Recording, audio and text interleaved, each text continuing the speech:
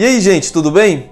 Hoje eu vou tentar tirar essa dúvida que vira e mexe eu recebo aí, mas antes de tudo, caso você não me conheça, eu me chamo Vinícius, sou médico em formação pela Escola Superior de Ciências da Saúde e já respondendo logo de cara o título desse vídeo, não, HIV e AIDS não são a mesma coisa. Mas vamos lá, vamos com calma tentar entender todo esse universo e eu acho que a melhor forma de você entender tudo isso é destrinchando um pouco essas siglas, porque se a gente for parar para analisar tudo, né, dentro desse universo, muitas vezes a gente se depara com muitas siglas e aí fica difícil a gente tentar entender alguma coisa caso a gente não saiba o significado delas.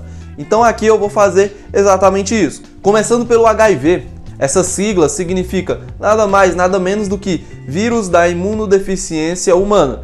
Aqui no Brasil a gente chamaria ela de VIH e tal, mas a gente chama de HIV justamente porque esse nome ele é em inglês. De qualquer forma, eu quero que você entenda que o HIV, ou vírus da imunodeficiência humana, nada mais é do que um vírus. Então ele é como um arbovírus, um influenza, um corona, enfim, ele é um vírus como qualquer outro. E esse vírus, ele invade o nosso organismo de diversas maneiras. Ele pode entrar no nosso organismo por uso de uma seringa que outra pessoa que é soropositiva utilizou.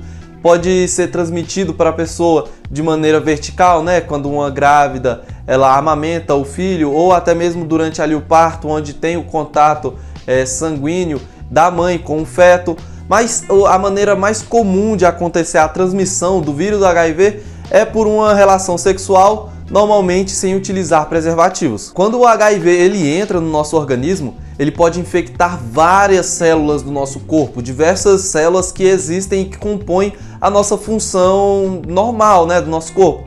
Só que existe um porém, né? Esse vírus ele tem uma preferência por uma célula específica. Mas antes de eu falar dessa célula que ele gosta, né? Que o vírus prefere, é preciso dizer para você que os vírus, não só o HIV, mas todos os vírus que existem no planeta, eles precisam entrar em uma célula para ela ser prejudicial a gente. Então ele é bem diferente de uma bactéria, de um parasita, de um fungo, porque justamente o vírus, se ele estiver fora das nossas células, eles não fazem prejuízo nenhum pra gente. A partir do momento que eles entram na nossa célula, que eles podem causar diversos prejuízos. E é justamente por isso que a gente chama os vírus de parasitas intracelulares obrigatórios, justamente porque eles precisam entrar na nossa célula para causar algum malefício. Agora, voltando à preferência da célula que o HIV gosta de infectar, a gente precisa lembrar que no nosso corpo, né, como eu tinha falado antes, tem milhares, bilhares de células e cada uma tem uma função diferente. Então a célula hepática ela é diferente da célula renal, que é diferente da célula cardíaca, e cada uma desempenha a sua função. Acontece que o HIV ele tem preferência por uma célula chamada célula TCD4 ou linfócito TCD4 ou até mesmo T-helper, célula T-helper. Tudo isso são sinônimos. Caso você nunca tenha ouvido falar dessa célula TCD4, é uma célula que é muito importante no nosso sistema imunológico, e eu vou explicar isso um pouco mais para frente. Quando o HIV ele entra no nosso corpo e ele invade as células TCD4 do nosso organismo, do nosso sistema imune, ele pode fazer principalmente duas coisas. A primeira é o ciclo lisogênico, que é um ciclo um pouco mais brando do HIV, em que ele vai meio que incorporar o RNA do vírus no DNA dessa célula, baseado aí em diversas proteínas e enzimas que existem dentro do HIV, e ali ele vai se multiplicar, enfim. A pessoa ela vai estar infectada com o vírus, mas não vai ter grandes distúrbios imunológicos por conta dessa infecção. Porém, existe uma outra coisa que o HIV ele pode fazer dentro da célula. Ele pode invadir da mesma forma que o ciclo lisogênico, porém, ele pode fazer o ciclo lítico, que é quando ele começa a se multiplicar dentro da célula TCD4 e ele começa a se expandir de tal forma e se reproduzir tanto que ele começa a romper a membrana que reveste essa célula. Então ele vai reproduzir tanto que vai literalmente explodir o linfócito TCD4, e aí ele vai liberar milhares, de centenas de outros vírus HIV para fazer o mesmo procedimento. Então você percebe que apenas um vírus HIV infectando uma célula e estimulando, né, o ciclo lítico nela, você gera milhares, centenas de outros HIVs. Bem, o que vai definir se o HIV ele vai fazer o ciclo lítico ou o ciclo lisogênico na célula TCD4 é um pouco incerto, mas sabem que diversos mecanismos que ativam o linfócito TCD4 induz a célula que esteja infectada com o vírus do HIV e esteja ali no ciclo lisogênico, ele comece a induzir o ciclo lítico. Em resumo, o que isso significa? Significa que uma pessoa, caso ela tenha o vírus HIV no corpo dela e ela nunca tenha sentido nada, nenhum distúrbio, não tenha se sentido fraca, não tenha pegado uma febre do nada, enfim, uma pessoa normal, mas que tem o vírus o HIV no corpo dela, do dia para a noite ela pode começar a desenvolver diversos sintomas. Quer dizer, do dia para a noite não, mas tipo, em questão de meses aí ela começa a desenvolver diversos sintomas característicos desse vírus, justamente porque ele pode ficar no seu organismo inativado como um provírus e por algum estímulo externo ao linfócito TCD4 ele começa a se expandir e multiplicar. Eu acho que deu para entender mais ou menos isso daí, não é? Então, agora que você entendeu o que é o HIV, que é o vírus da imunodeficiência humana, eu acho que você já consegue entender agora o que é a AIDS.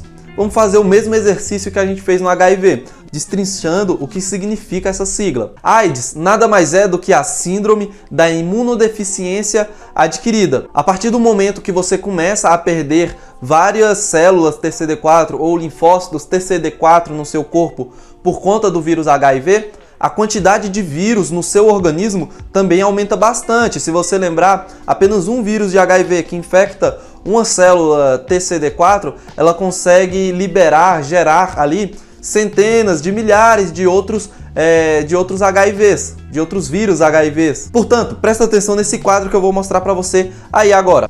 Então, você percebe, né, que esse quadro, né, a progressão do HIV, do lado esquerdo, do seu lado esquerdo, você tem a contagem de célula TCD4, do lado direito você tem a carga viral e aí embaixo no eixo das abscissas você percebe que tem o tempo, né? Tem semanas e depois vai passando para anos. Você percebe que a partir do momento que a carga viral, que essa linha, esse tracejado aí vermelho, ele começa a aumentar, essa linha azul, que é a contagem de células CD4, ela começa a diminuir e ela vai caindo com o passar das semanas, e caso a pessoa não faça nenhum tipo de tratamento, vai continuar caindo no decorrer dos anos. Em contrapartida, enquanto você vê aí na imagem que a linha vermelha ela tende a aumentar sempre que a linha azul ela cai.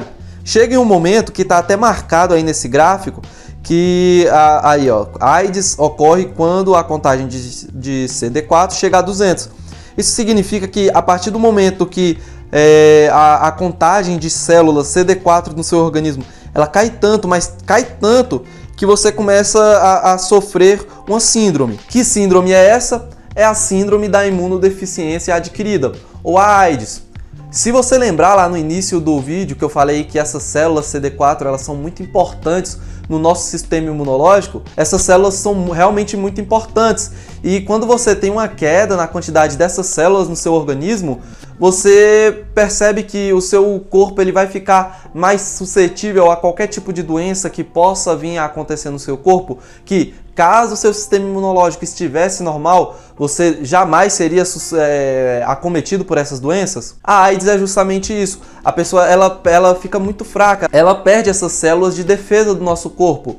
Como consequência, ela vai ficar mais propícia a desenvolver diversas outras doenças. Tanto é que quando uma pessoa ela vem a óbito por conta da AIDS, normalmente, né, não tem como eu dizer que isso acontece sempre, mas normalmente e na maioria das vezes ela morreu em decorrência a diversas outras doenças que a gente costuma chamar de doenças oportunas. Agora que você entendeu o que é a AIDS e o que é o HIV, é possível que você esteja se perguntando, poxa, caso uma pessoa ela nunca tenha tido contato com o vírus HIV, porém por algum tipo de problema no organismo dela, ela tem uma queda na quantidade dessas células CD4 no organismo e que vai até abaixo do limiar da AIDS, que é ali 200, aí tem a unidade de medida lá que você pode ver no gráfico novamente.